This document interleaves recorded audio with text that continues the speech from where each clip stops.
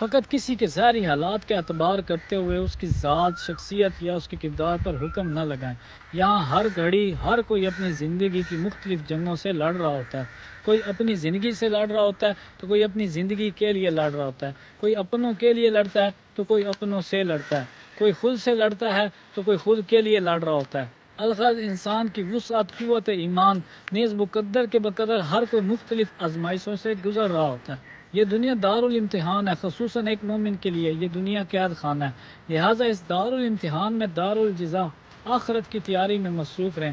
کون کیسا ہے، کس نے کیا کیا، کیوں کیا، کیسے کیا، کس لیے کیا، ان سب کے پیچھے خود کو اور اپنے قیمتی وقت کو ضائع نہ کریں۔ اپنے سارے معاملات کو اللہ رب العزت کے حوالے کر دیں اور بس اپنے اور اپنے رب کے درمیان کے معاملات کی اصلاح میں لگ جائیں۔ اپنے ماضی کے ان خیالات کو بھلا دیں جن کا حال یا مستقبل سے کوئی تعلق نہیں۔ اپنے حال کو ماضی اور مستقبل کے ان خیالات میں برباد نہ کریں جن کا کوئی فائدہ نہیں، اور اپنے مستقبل کی خاطر اپنے حال کو ضائع نہ کریں جس کا آپ کو ادراک ہی نہیں۔ یاد رکھیں کہ یہ دنیا کی زندگی بہت مختصر ہے۔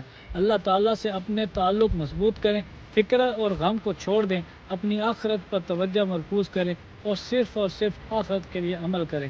اللہ تعالیٰ ہم سب کا حامی و ناصر ہو۔ دعاؤں میں یاد رکھیں۔ السلام علیکم۔